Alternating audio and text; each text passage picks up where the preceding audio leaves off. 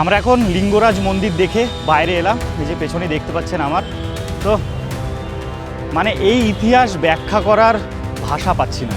তো আপনারা এখানে অবশ্যই আসবেন আর ইতিহাস অবশ্যই জানবেন। ভারতবর্ষ তথা গোটা বিশ্বে এই এমন একটি মন্দির যেখানে ভগবান শিব আর বিষ্ণু কিন্তু একসাথে বিরাজমান।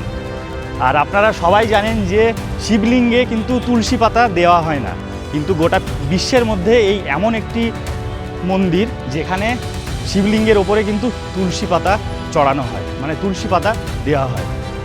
তো ভেতরে গেলাম, মানে একটা আলাদাই পজিটিভ এনার্জি কিন্তু কাজ করছিল। অসাধারণ অসাধারণ। আর জানা যায় যে 12টি জ্যোতির্লিঙ্গ আছে। তো আপনারা যে জ্যোতির্লিঙ্গ দর্শন করে যে পুণ্য অর্জন করবেন, তার থেকে এই লিঙ্গরাজ মন্দির যদি আপনারা দর্শন করেন, তার থেকে দ্বিগুণ আপনারা পুণ্য অর্জন করবেন।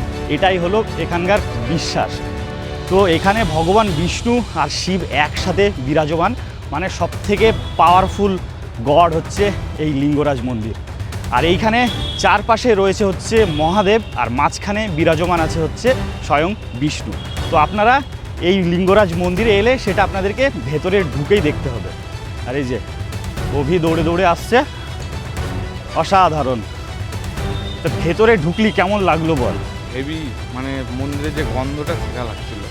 আর পুরনো মন্দির, ধরুন এত পুরনো মন্দির এই ফার্স্ট টাইম মানে দেখলাম। পুরীর জগন্নাথ মন্দিরের থেকেও এই মন্দির বেশি পুরনো, মানে ফার্স্ট টাইম দেখলাম, মানে আলাদা একদম ভগবানকে ছুঁয়ে এসছে।